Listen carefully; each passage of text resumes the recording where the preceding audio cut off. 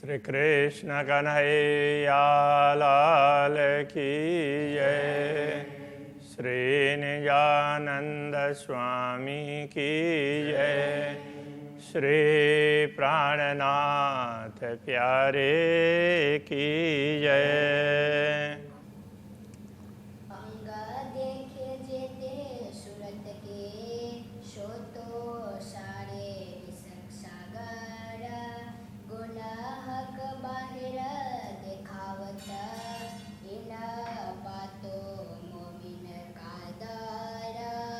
इन बातों मोमिन कादर। श्री कृष्ण कन्हैया लाल की जय। अक्षरातीत धामधनी के प्रेम की बात चल रही है। तो इश्क देखावे चढ़ता सब कलाओं सुखदाए। तो अक्षरातीत धामधनी का प्रेम है परम धाम में सर्वत्र छाया हुआ होता है।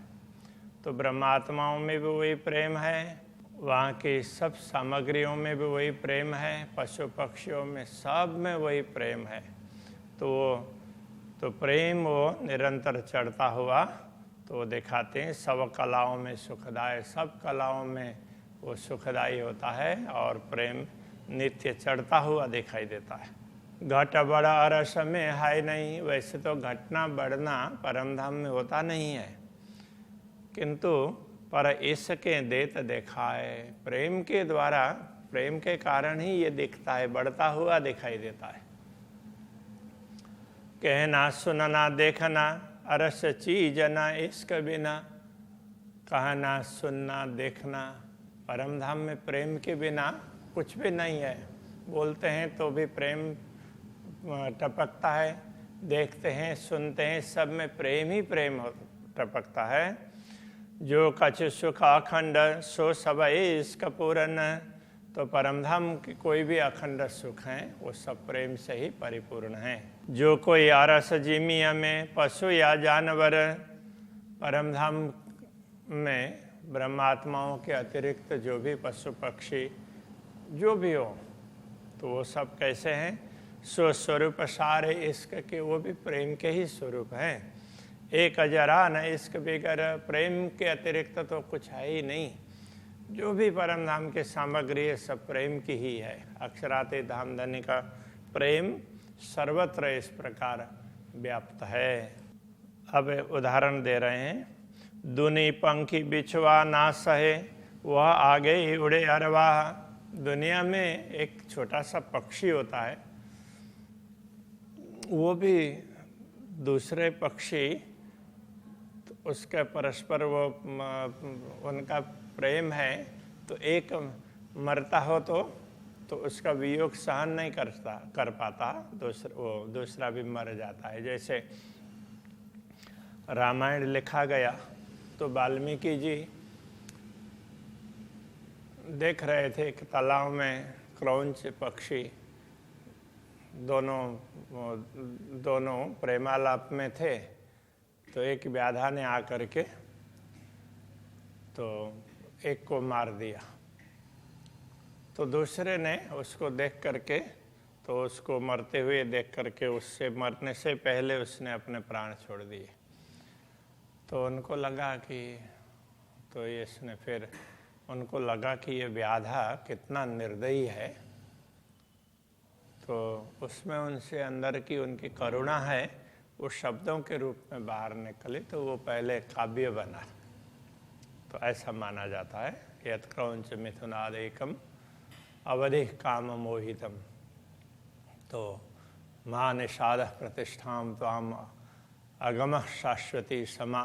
ऐसा करके ये श्लोक का श्लोक की प्रथम पंक्ति है और वो पहले बोली थी वो दूसरी पंक्ति है।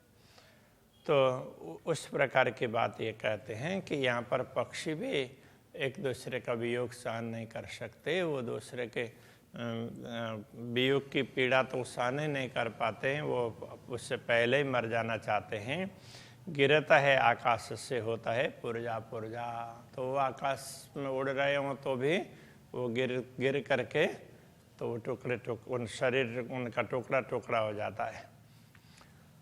ये पंखी प्रीत दुनिया की होशी अरस के कैसे जानवर, ये दुनिया के पक्षियों का ये प्रीत है तो परमधाम में कैसा प्रीत होगा, परमधाम के पक्षियों में, पशुओं में। ये नेमुना इतना बने और बताइए क्यों कर, जब उसका उदाहरण ही दुनिया में नहीं बन सकता है तो बताएं कैसे। पूरा असल झिमी बराबर और उज्ज्वल ज्योत प्रकाश, परमधाम की पूरी भूमि है वो प्रकाश से परिपूर्ण है, वो प्रकाश प्रेम का ही है, ये कहना चाह रहे हैं। कहो कम ज्यादा न देखिए और ज्योत भरे अवकाश, तो प्रकाश कहीं भी कम हो कहीं ज़्यादा हो ऐसा लगता नहीं, सर्वत्र प्रकाश छाया हुआ है, तो वो प्रकाश प्रेम का ही है, तो प्रेम ही तो छाया हुआ है, ये कहना चाह रहे हैं। पशु पंखी सब में पूर्ण, दिल छाया पूर्ण बन, तो पशु पक्षी भी,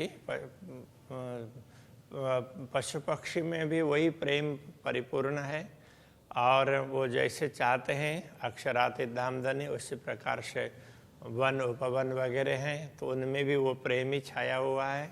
इन जिमी पशु पंखियों जिक्र करे रोशन, तो परमधाम की भूमि के पशु पक्षी हैं वो सब हमेशा जिक्र करते हैं, जिक्र मतलब स्मरण करते हैं, तो अक्षरातीत धामधनी के प्रेम का ही स्मरण करते हैं। हाँ, जिक्र करे रोशन, तो वो प्रकाश का जिक्र करते हैं, मतलब वो प्रेम का प्रकाश। हाँ, और आशिक वाहे दत्त के इनों बड़ी पहचान, तो परमधाम के जो वाहिद का मतलब अद्वैत भूमिका परमधाम के इस प्रकार के जो भी आशिक हैं, केवल ब्रह्मात्मा ही आशिक नहीं, सारे ही आशिक हैं अक्षरातीत धामधनी के। इनों बड़ी पहचान, इनकी सबसे बड़ी पहचान यही है कि एक खूब खिलौने हक के मुख मीठी सुनावे बान, तो ये सब अक्षरातीत धामधनी के खिलौने ही हैं, तो उनको रिझाने के लिए है। वो सब अक्षरातीत धामधनी जैसा चाहते हैं उस हिसाब से उनको प्रकट करते हैं और वो धामधनी का ही गुणानुवाद करके उनको रिझाते रहते हैं। तो ये खूब खुशहाली, खूब खिलौने, इसलिए ये कहे हैं मुख मीठी सुनावे बाना, अपने वाणी से, अपने मुँह से मीठी वाणी सुनाते हैं। खूबी खुशहाली पूर्ण, ऐसी ये पूरी खूबी खुशहाली है, मतलब ये प्रसन्नता को बढ़ाने वाले हैं। सुंदर शोभा चित्रामन, तो इनकी शोभा बड़ी सुंदर है। चित्रामन का मतलब चित्र विचित्र, उनके जैसे पशुओं के रोम वगैरह, बाल वगैरह हैं तो वो अलग अलग रंग के मिलेंगे, पक्षियों के पंख वगैरह हैं वो अलग अलग रंग के मिलेंगे।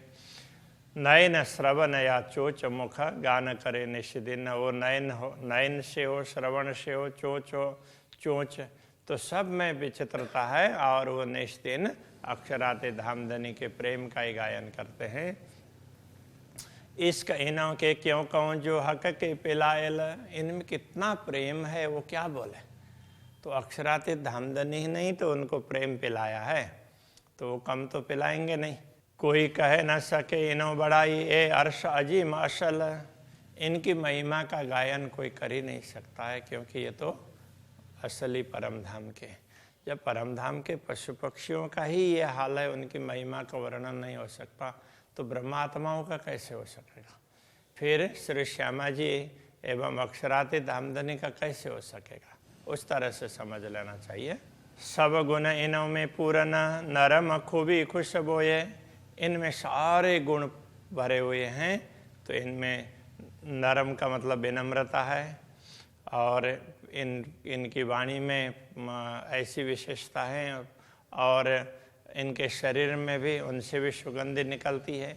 मुख वाणी ज्योत चित्रामन, ए हक को रिजावे सोए, मुख वाणी से अथवा अपने मीठी मीठी वाणी बोल करके, अथवा वो अलग अलग प्रकार के उनके शरीर के रंग हैं तो उनसे अलग अलग प्रकार की कलाएं प्रस्तुत करके, तो वो सब अक्षरातीत धामधनी को प्रसन्न करने में लगे रहते हैं। हाल चाल सब इश्क की, खान पान सब साज, तो इनके हाल चाल सब प्रेम से परिपूर्ण है। कुछ भी करते हैं, खान पान सब साज, तो सब में प्रेम का ही उनका खान पान क्या है, दूसरी वस्तु खाते हो, दूसरी सामग्री, ऐसा नहीं, वो प्रेम का आस्वादन करते हैं, उसी में तृप्त रहते हैं। शोभा श्रृंगार सब इश्क के, अरस इश्क को राज। तो उनकी शोभा और श्रृंगार ये सब प्रेम का ही तो है, क्योंकि परम धाम में प्रेम का ही साम्राज्य है, सब कुछ वो प्रेम के ही है, और वो स्वयं भी प्रेम के ही स्वरूप है। शोभा क्यों कहो हक सूरत की, जाको नाम नूर जमाल। अक्षराते धामधनी के स्वरूप की शोभा की क्या बात करें, वो तो उनका नाम ही नूर जमाल है, वो प्रकाश का, प्रेम का प्रकाश है, और तो उसका तो उसके सौंदर्य के वो पुंज है। ए दिला आए इसका आवत, या को सहुर बदले हाल। अक्षराते धामधनी का स्मरण करते हैं, उनको दिल में बैठाते हैं, तो फिर प्रेम प्रकट होने लग जाएगा। या को सहुरे बदले हाल, इनका स्मरण करने मात्र से भी हाल बदलता है। इसलिए कहते हैं अक्षराते धामधनी का स्मरण कोई भी करता हो, दिल में बैठाता हो, तो फिर उसका हाल चाल सब कुछ बदल जाता है, सब कुछ परिवर्तन हो जाएगा। हक सूरत अति सोहनी, अति सुंदर शोभा कमाल। अक्षराते धामधनी का स्वरूप है वो सोहनी, सुहावना, मनोहर, बड़ा सुंदर है।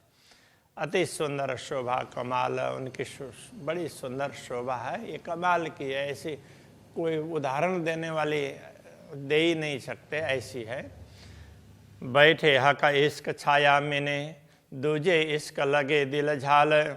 ब्रह्मात्माएं अथवा परमधाम के तो सभी सामग्रियां, पशु पक्षी वगैरह सब ये इसी प्रेम की छाया में, अक्षराते धामधनी की प्रेम की छाया में रहते हैं। दूजे इश्क लगे दिल झाल, तो दूसरों को तो ये प्रेम है तो ऐसा कुछ लगता ही नहीं है। एक तो ये भाव इसका निकलेगा, दूसरा ये है, तो एक और से तो ये प्रेम कैसा है, शीतल छाया प्रदान करता है। दूसरा, यदि इसका वियोग हो जाए तो दिल में आग प्रकट होने लग जाती है वियोग की। और कछु ये दिल है नहीं बिना हक वायदत। ब्रह्मात्माओं के दिल में तो अक्षराते धामधनी को छोड़ करके दूसरा कुछ है ही नहीं। और जरा कित कहूँ नहीं वाहिदत इश्क निश्वत। तो ब्रह्मात्माओं के हृदय में अद्वैत भूमिका का प्रेम है, अक्षराते धामधनी है, उनके अतिरिक्त कुछ भी नहीं है, उनके साथ संबंध है, बस वही उनको स्मरण में रहता है। जित रहे आग इश्क की, तित देह सुपन रहे क्यों कर। अब ये प्रेम कैसा है, तो शीतलता भी प्रदान करता है और तो वो आग भी जला देता है। जब प्रेम का अनुभव कम होता है तो फिर बेरह की आग जलने लगती है। तो जित रहे आग इश्क की, जहाँ प्रेम की आग जलने लग जाती हो, तित देह सुपन रहे क्यों कर। तो वहाँ स्वप्न का देह टिक करके कैसे रह सकता है। परमात्माओं को के तो हृदय में तो जब राज्य का विस्मरण हो जाता है तो बड़ा विरह होता है, तो वो उसमें लगता है कि वो शरीर में आग लग जाए, इतनी बड़ी पीड़ा होती है। बिना मोमिन दुनी ना छूट ही, दुनी ज्यों बिना जलचर। तो ये दुनिया छूटेगी भी, वो परमात्माओं से छूटेगी, तो उनको दुनिया के प्रति मोह नहीं रहता है। बाकी तो जैसे जलचर जल के बिना जी नहीं सकते, तो दुनिया के लोग तो ये मोह के बिना वो जी नहीं सकते, उनको तो प्रेम का कुछ ख्याल ही नहीं है।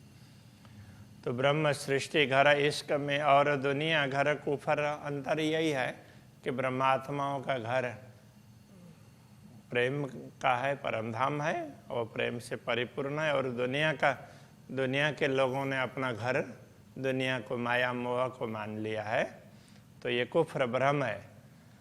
तो मोह में न जले न आग इश्क के, दुनी जाए जलवर। तो ब्रह्मात्माएं तो क्या है, प्रेम के आग में भी एकदम जल नहीं जाती है, तो उनको लगता है कि वैसे जल रहे हैं, ऐसी पीड़ा होती है, और फिर तुरंत जैसे अक्षराते धामधनी का स्वरूप ख्याल में आता है तो उस समय सारी पीड़ा कहाँ से कहाँ चली जाती है। तो वो तो अनुभव करवाने के लिए, तो मिलन का अनुभव करवाने के लिए भी रहा होता है। दुनिया के लोग होंगे तो दुनि जाए जल बर, वो तो जल बल करके राख हो जाए, तो ब्रह्मात्मा ही टिकी रहती है। आग इसके जले ना मोमिन, इश्क के आग में ब्रह्मात्मा जलती नहीं है। आशिक इश्क घर, क्योंकि तो ब्रह्मात्माओं का घर ही तो प्रेम है। तो प्रेम कम होता हुआ दिखाई देता है तो उनको बड़ी पीड़ा होती है, तो मानो वो आग जल रही हो ऐसा लगता है। तो फिर जैसे ही वो प्रेम का अनुभव होता है तो फिर तो सारी पीड़ा शांत होती है, तो इतना आनंद आता है उस समय, वो सारी पीड़ा कहाँ के कहाँ चली जाती है, एक नया प्रकार का आनंद आता है। इसलिए कहते हैं एता इश्क तेरे विरह में तो कौन, एक एता सुख तेरे विरह में तो कौन सुख हो से विहार। तो आपके मिलन में कैसा सुख होगा, विरह में भी इतना सुख है। तो वो बात कर रहे हैं उस प्रकार की। इनो लगे जुदागे आग ज्यों, रुए भागे देख कुफर। इन ब्रह्मात्माओं को धामधनी का वियोग है आग की तरह से लगता है। रुए भागे देख कुफर, वो तो दुनिया के भ्रम को, कुफर को देख करके इससे दूर रहती है। रुए आइयाँ अरश अजीम से, दई नुक्ते इल्म जगाए। तो ब्रह्मात्माएँ ऐसे दिव्य परमधाम से जो प्रेम से परिपूर्ण है, उससे दुनिया देखने के लिए आई है। दुनिया को देख करके भूल गई, इसलिए दई नुक्ते इल्म जगाए। नुक्ता इल्म तो परमधाम का छोटा सा अंश ज्ञान का, तारतम ज्ञान, तो उसने इनको जागृत कर दिया, बहुत छोटे से अंश नहीं। और उम्मीदां सब छोड़ के हक के अपने लैया लगाए। तो उनको और उम्मीदां सब छुड़ाए के, उनको दुनिया की कोई उम्मीद रहने नहीं दी। तो जैसे ही जागृत कर दिया तो दुनिया का मोह उनसे छूटी गया है। इसलिए अक्षरातीत धामधनी ने उनको अपने आप में ही लगा लिया, अपने में ही अपने साथ जोड़ लिया। वस्त्र भूषण सब इश्क के, इश्क सेज्या से नगार। इसलिए ब्रह्मात्माओं का वस्त्र आभूषण सेज्य सब कुछ उस प्रेम का ही होता है। हक इश्क हक खिलवत, रुए हादि हक भरतार। तो ब्रह्मात्माओं को मिलन का सुख होता है, तो वो भी प्रेम का ही है, धामधनी से मिलन का। रुए हादि हक भरतार, तो ब्रह्मात्माएँ श्री श्यामा जी और अक्षराते धामधनी का मिलन है, वो सब प्रेम का ही है। जुगल स्वरूप जब बैठता, इश्क जाने दिल की सब। जब अक्षराते धामधनी मूल मिलाव में विराजमान होते हैं तो ब्रह्मात्माओं को वो सबके दिल के प्रेम को जानती, इश्क जाने दिल की सब। तो ब्रह्मात्माएं भी श्री राज्य के अंदर के प्रेम को समझती है और श्री राज्य भी ब्रह्मात्माएं के प्रेम को समझते हैं। इश्क बोल काढ़े जिन हेत को, अक्षरातीत धामधनी किसी एक ब्रह्मात्मा को भी प्रेम से कुछ बात करते हैं तो दूसरे सारे ब्रह्मात्माओं को वो सुख प्राप्त होता है।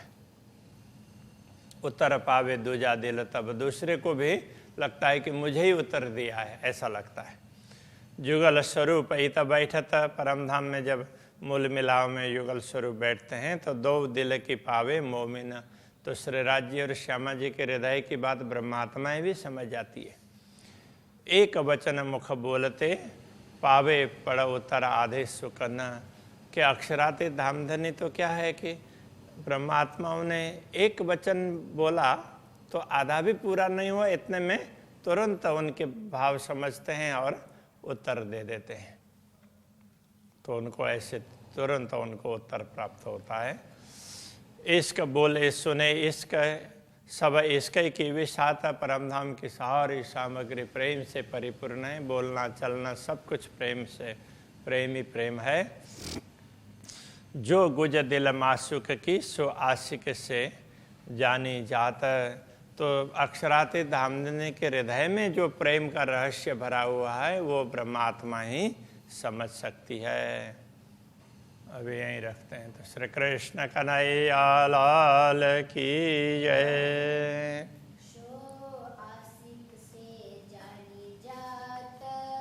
सो आशिक से जानी जात। इश्क बोले सुने इश्क,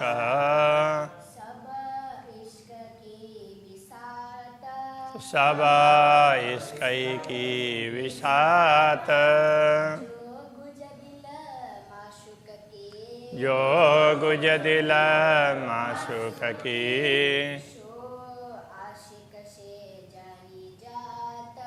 जो आशिक से जानी जात।